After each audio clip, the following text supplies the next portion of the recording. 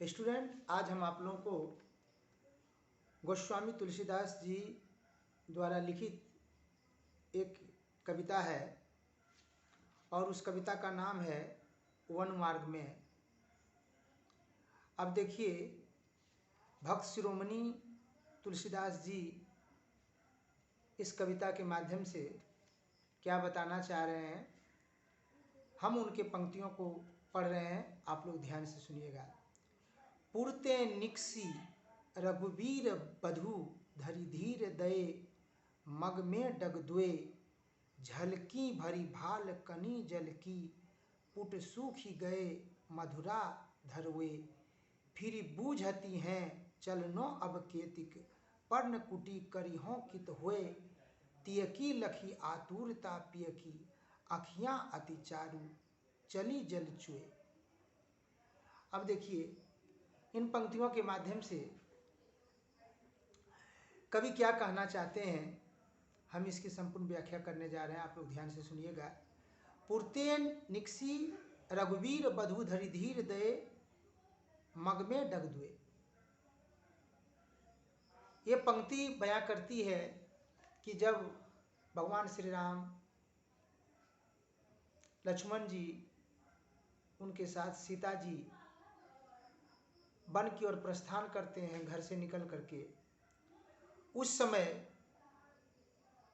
की क्या व्यथा है, क्या हालत है, खास करके सीता जी के मन में क्या है, उनके ललाट पर क्या है और किस तरह का भाव प्रकट हो रहा है, कवि ने यहाँ पर इन पंक्तियों के माध्यम से बखूबी से वर्णन किए हैं। आगे है, झलकी भरी भाल कनी जल की, पूट सुखी गए मधुरा धरुए। उनके जो होंठ हैं सूखते जा रहे हैं, किनके? माँ सीता की, और उनके ललाट पर पानी की छोटी छोटी बूंदें झलक रही हैं और इससे यही पता चलता है कि वो कितनी सुकुमार है। फिर बूझती हैं चलनो अब केतिक, पर्ण कुटी करिहों कित हुए। फिर अब क्या कहती हैं कि अब कितने दूर है और कितनी दूरी पर जाकर के पर्णकुटी बनानी है, यानी अब जो हम लोग वन मार्ग में जो चले हैं, अब कहाँ पर जाकर के कुटिया बनाएंगे और कहाँ पर रहेंगे, ये बात सीता जी बोल रही हैं। तियकी लखी आतुरता पियकी, अखियां अति चारु चली जल चुए। तियकी, तियकी मतलब स्त्री की, यानी सीता जी की इस आतुरता को देखकर भगवान श्री राम अंदर से बहुत दुखी महसूस कर रहे हैं कि किस तरह सीता जी ने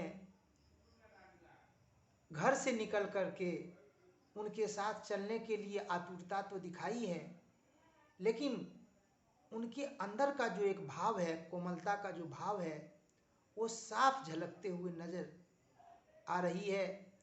और इस तरह के भाव को देखकर, आवाज को सुनकर उनके आंख से आंसू छू जाते हैं, यानी आंख से दो बूंद आंसू टपक जाते हैं। तो यहाँ पर इस कविता के माध्यम से गोस्वामी तुलसीदास जी ने बड़े ही मनोरम भाव को पेश किए हैं और इस भावना को रखते हुए पेश किए हैं कि किस तरह सीता जी ने आतुरता दिखाई है वन मार्ग में चलने के लिए। हमें पूर्ण विश्वास है कि आपको ये मेरी विश्लेषण समझ में आई होगी। दिक्कत होती है तो आप हमें कमेंट करके बताइएगा। आप लोग खूब अच्छे से मन लगा करके पढ़िए इन्हीं शब्दों के साथ। जय हिंद, जय भारत।